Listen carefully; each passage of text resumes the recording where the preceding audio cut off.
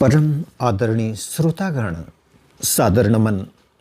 आशा करता हूँ आप स्वस्थ एवं प्रसन्न मुद्रा में होंगे। आज आपके समक्ष प्रस्तुत है ध्यान साधना का भाग 2। आत्मा का निवास स्थान।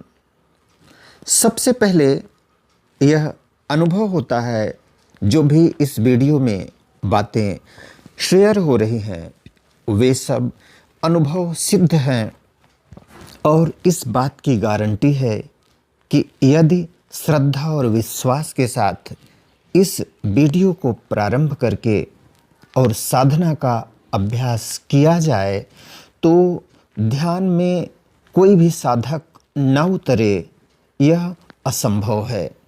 आइए चलते हैं आगे।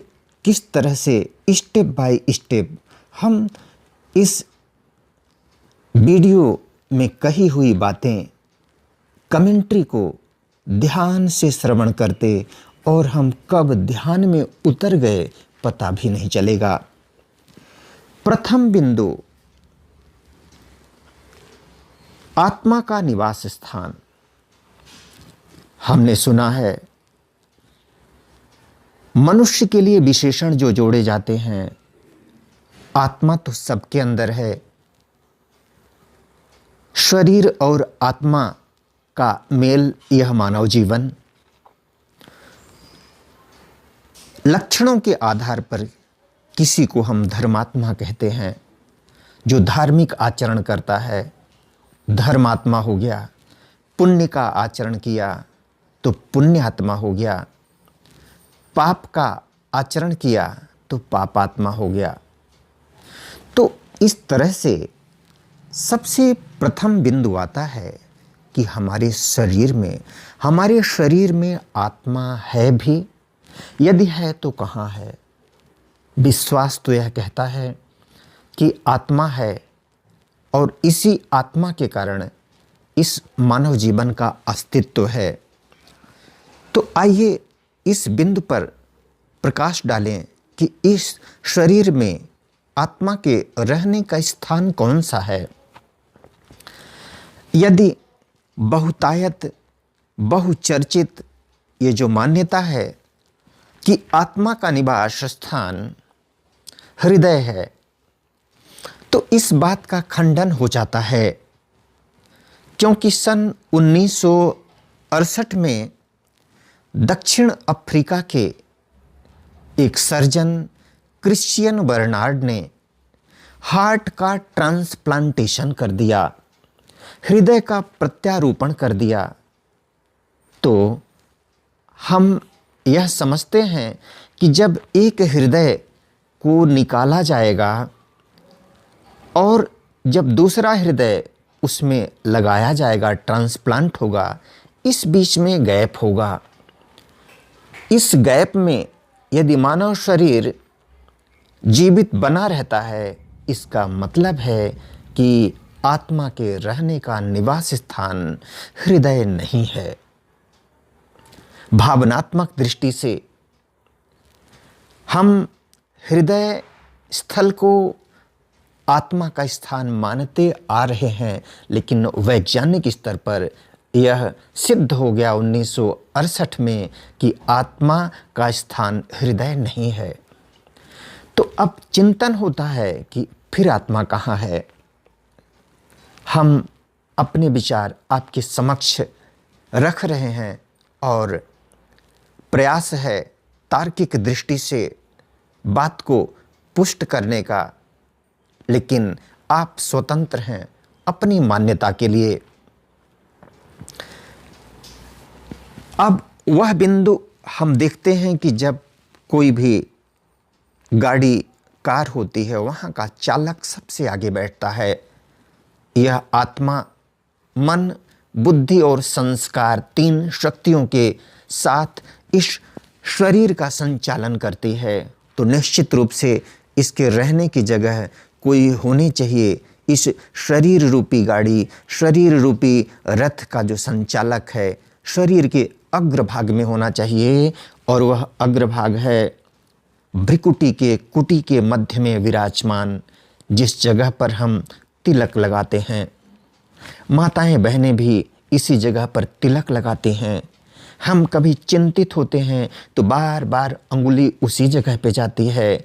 और वैज्ञानिक दृष्टि से जो पीनियल ग्लैंड होती है, जिसको हम मास्टर ग्लैंड भी कहते हैं, जिस ग्लैंड से शरीर की समस्त गतिविधियां नियंत्रित होती हैं, वह पीयूष ग्रंथि और मास्टर ग्लैंड, इसी को हम आत्मा का स्थान मानते हैं।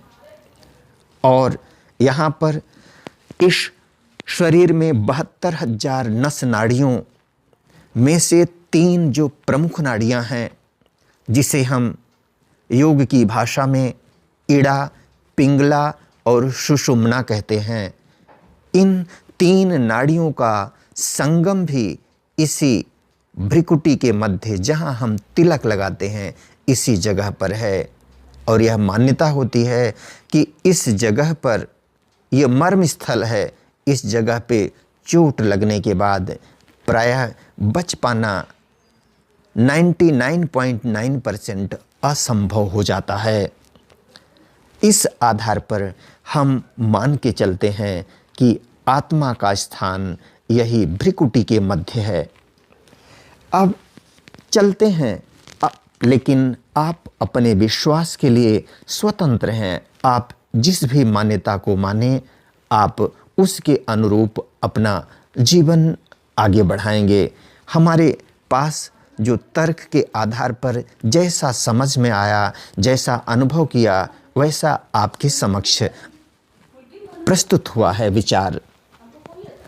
अब आत्मा का निवास स्थान यदि हम समझते हैं कि यही भ्रिकुटी के मध्य में विराजमान है, आत्मा भ्रिकुटी के मध्य में विराजमान है, तो अब दूसरे तथ्य की ओर चलते हैं। मनो शरीर, हमारा यह शरीर, मन और शरीर, इसको अंग्रेजी में कहते हैं साइकोसोमेटिक, अर्थात साइक यानी मन और सोमेटिक माने शरीर। तो इस मन और शरीर के बीच में अन्योन्याश्रित संबंध है। किस तरह से दोनों का तालमेल होता है, इस तालमेल को समझने के लिए विद्वानों ने जो एक उदाहरण दिया है उसको समझते हैं। आइए, बहुत ही सहज और लोकप्रिय उदाहरण है। एक बार 2 व्यक्ति, जिनमें से एक अंधा और दूसरा लंगड़ा, जंगल की राह में थे। अचानक जंगल में आग लगती है। अब लंगड़ा सामर्थ्य नहीं है उसमें दौड़ लगाने की, भागने की, लेकिन अंधा सामर्थ्य तो है, लेकिन आंखें साथ नहीं देती, राह नहीं दिखती, कैसे भागें? दोनों के जीवन में बड़ा संकट है। ऐसी स्थिति में दोनों ने एक समझौता किया। समझौता यह कि अंधा हृष्ट पुष्ट था, उसके कंधे पर लंगड़े को बैठना था, और लंगड़े और अंधे दोनों में काम का बंटवारा। लंगड़े को कंधे में बैठकर सही रास्ता बताना था और अंधे को तीव्र गति से उसी रास्ते पर दौड़ लगाना था। ऐसा करते हुए दोनों ही सकुशल अग्नि के संकट से बाहर आ जाते हैं। इस तरह से इस उदाहरण के माध्यम से व्याख्याकार ने, विद्वान ने यह बात रखी है। इस उदाहरण को जगत गुरु शंकराचार्य ने अद्वैत वेदांत में दिया है। और यदि इनको अपने जीवन में चरितार्थ करें इस उदाहरण को, तो हमारा शरीर उस अंधे के समान है और आत्मा उस लंगड़े के समान है। इस शरीर में विद्यमान आत्मा जब प्रेरणा देती है, जब तक प्रेरणा देती है, जिस पल तक, तब तक यह मानव शरीर, मानव जीवन काम करता है। उसकी प्रेरणा बंद होते ही हमारा शरीर शून्य हो जाता है। देखने में तो सारे अवयव दिखाई देते हैं, लेकिन क्रियाकलाप की दृष्टि से शून्यता आ जाती है। अब एक साथ रहते हुए दोनों की प्रकृति उसी तरह से अलग है। इसको समझने के लिए हम रेलवे लाइन का उदाहरण लेते हैं। रेल की दोनों पटरियां रहती तो साथ में हैं, लेकिन वे कभी एक नहीं होती हैं। उसी तरह से यह शरीर जड़ है और आत्मा चैतन्य है। रहते दोनों साथ में हैं, लेकिन एक नहीं हो सकते। आत्मा का जो स्वरूप है सत्वगुणी है। आत्मा सत्य स्वरूप, ज्ञान स्वरूप, आनंद स्वरूप, प्रेम स्वरूप, पवित्रता स्वरूप और शक्ति स्वरूप है। और यह जो शरीर है जड़ है। अब कई बार यह होता है कि जब दोनों अलग हैं, एक साथ हैं, तो प्रेरणा कैसे मिलती है? तो जगत गुरु शंकराचार्य ने बहुत ही सुंदर उदाहरण दिया है।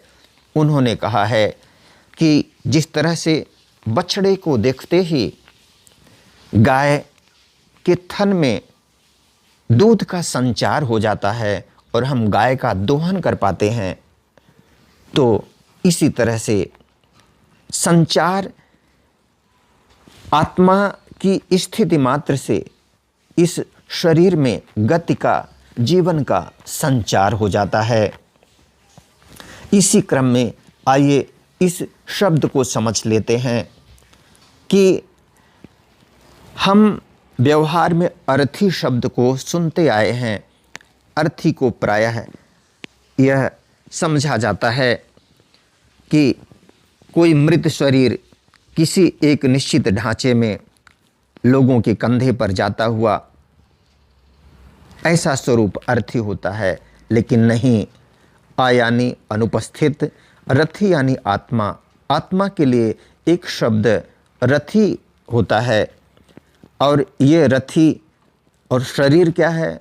बृहदारण्यक उपनिषद में इस शरीर को रथ कहा गया है। इस पर सवार जो बुद्धि है वो सारथी होती है। मन, लगाम, इंद्रियां, 5 ज्ञानेंद्रिय और 5 कर्मेंद्रिय घोड़े। मन, लगाम, इंद्रियां, घोड़े और विषय रूप, रस, गंध, स्पर्श और शब्द, ये जो विषय होते हैं इंद्रियों के विचरने के, घोड़ों के विचरने के रास्ते होते हैं।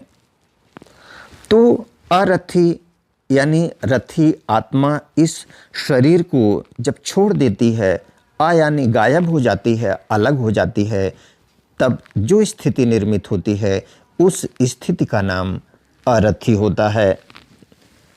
अब इस मन और शरीर में हम ध्यान की दिशा में अब प्रवेश करते हैं कि मन यदि स्थिर होता है तो शरीर भी स्थिर हो जाता है, और यदि शरीर स्थित होता है, स्थिर हो जाता है, तो मन भी स्थिर होता है। यानी एक स्थिर हो गया तो दूसरा भी स्थिर हो जाता है। और ध्यान की साधना करने के लिए यह आवश्यक है कि हम दोनों में से किसी एक को स्थिर करें। तो मन को तो वायु के समान गतिमान बताया जाता है।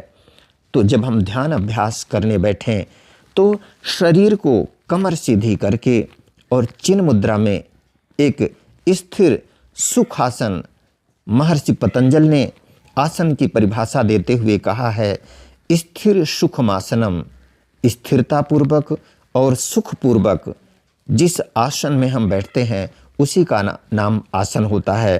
तो एक सुंदर आसन में बैठ करके एक अपनी ऐसी मुद्रा जो कष्ट न दे और लंबे समय तक हम सुखपूर्वक बैठ सकें, उसमें बैठ जाएं।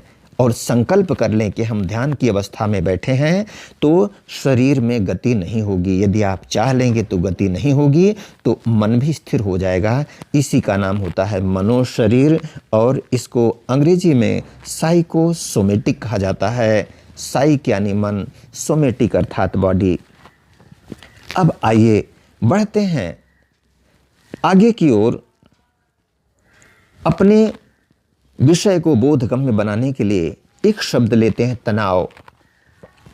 तनाव का जब हम विच्छेद करते हैं तो यह तन और आव दो शब्दों से मिलकर बना है। तनाव कब होता है जीवन में? जब हम तन के आधार पर, शरीर के आधार पर चिंतन करते हैं, काला गोरा, छोटा मोटा, पारिवारिक दृष्टि से किसी के उत्थान पतन पर सुखी होना, दुखी होना या ईर्ष्या होना, तमाम बातें, जब वृत्तियां हमारे अंदर, भावनाएं हमारे अंदर, आवेग उठते हैं, तो जब हमारे अंदर ऐसे भाव उठते हैं जो कि नकारात्मक होते हैं, तो तनाव पैदा हो जाता है। यानी समस्त दुखों की जड़ हमारी जो सोच है, और इस सोच का आधार यह शरीर है। शरीर के स्तर पर जब हम संसार को देखते हैं तो द्वैत दिखाई देता है, दुनिया अपने से अलग दिखती है। और जब हम प्रगति के स्तर पर अपने आप को अनुकूल नहीं पाते, या शरीर में रोग होता है, या जीवन में कोई भी प्रतिकूलता होती है, तो हम तनाव में उतरते हैं। तब तनाव होता है। हरिवंश राय बच्चन जी ने एक बार अमिताभ बच्चन के जन्मदिन पर उन्हें समझाते हुए कहा था कि बेटा, जो तुम्हारे मन का हो तो वह अच्छा, जो मन का न हो वह और भी अच्छा। अब एक सत्संग में किसी सत्पुरुष ने, संत ने बताया कि अपने जीवन में जो बातें अनुकूल हों तो उसे हरि की कृपा समझना चाहिए, और जो बातें प्रतिकूल हों उसे हरि की इच्छा समझकर स्वीकार करना चाहिए। जब हमारे अंदर यह भाव आ जाएगा कि दोनों ही स्थिति में हरि हैं, मन के अनुकूल है तो हरि की कृपा, और मन के प्रतिकूल हो रहा है तो हरि की इच्छा, तब हम तनाव मुक्त हो जाते हैं। अब जब शरीर के स्तर पर हम रहते हैं, तन के स्तर पर रहते हैं, तो तनाव आता है। और हम जब ध्यान की ओर चलते हैं तो हम आत्मिक स्थिति की ओर बढ़ते हैं, आत्मचिंतन की ओर बढ़ते हैं। और जब हम आत्मचिंतन की ओर बढ़ते हैं, तन के स्तर से ऊपर उठते हैं, तब ध्यान की अवस्था हमारी प्रारंभ होती है। उधर उस दिशा में हम प्रगति करना प्रारंभ कर देते हैं और तनाव मुक्त हो जाते हैं। एक दूसरा शब्द भी जो सहयोगी होगा, नाराज है। राज यानी कर्मों का राज। हमारा यह मानव जीवन पूर्व जन्म के कर्मों का परिणाम है। तो हम जब इस राज को स्वीकार नहीं करते, तब हम बात बात में नाराज होते हैं। भगवान श्री कृष्ण ने अर्जुन से कहा, बहूनि में व्यतीतानि जन्मानि तब चार्जुन।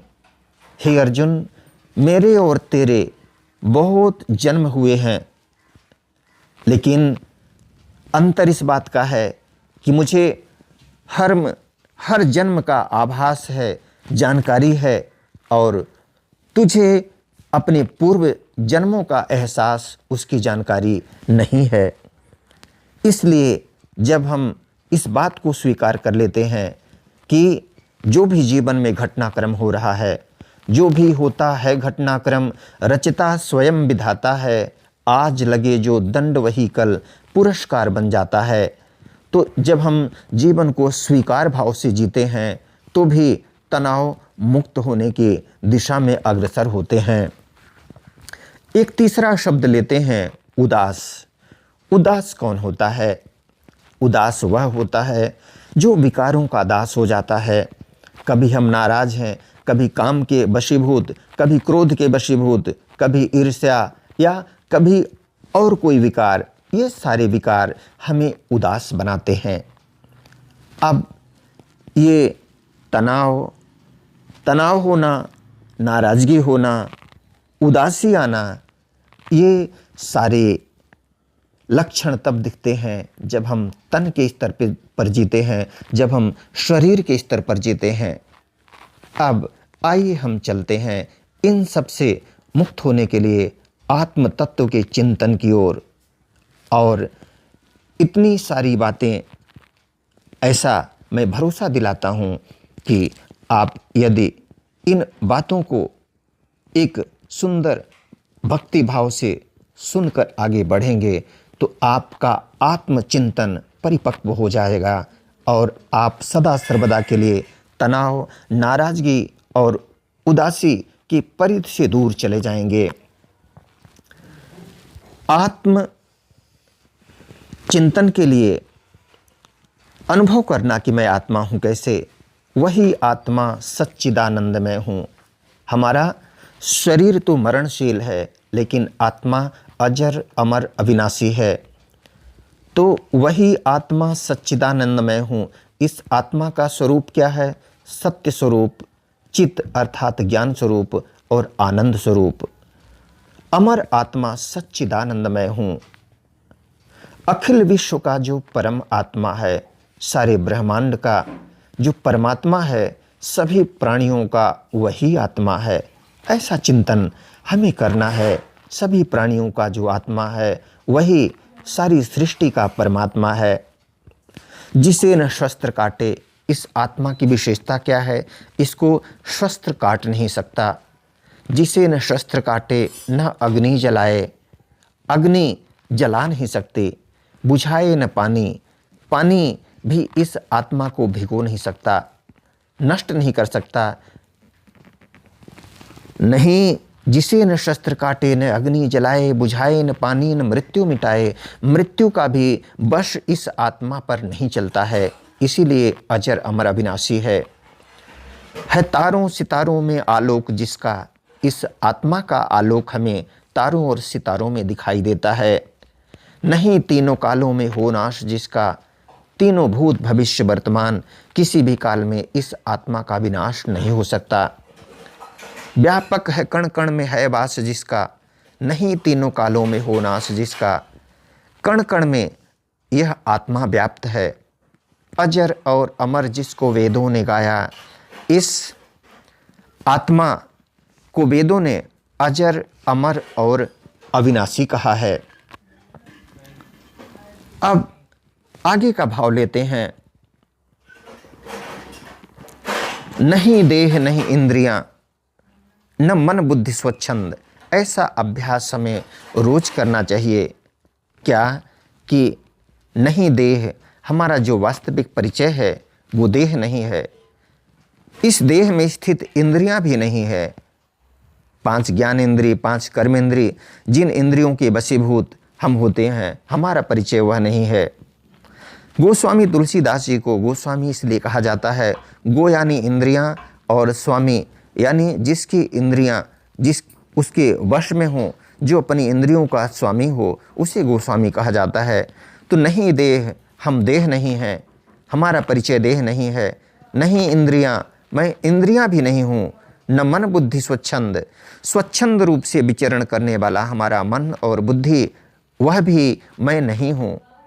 नहीं जीव मैं आत्मा, मैं साधारण सा जीव भी नहीं हूँ, मैं आत्मा हूँ। कैसी आत्मा? शुद्ध सच्चिदानंद, शुद्ध सत्य स्वरूप, चित ज्ञान स्वरूप और आनंद स्वरूप हूँ। आत्मदर्शन, स्वयं का दर्शन, आत्म ज्योति जगा ले। हम इस आत्म तत्व को जागृत करें। बुझी हुई जगाकर ज्योति स्वराज्य फिर पाले।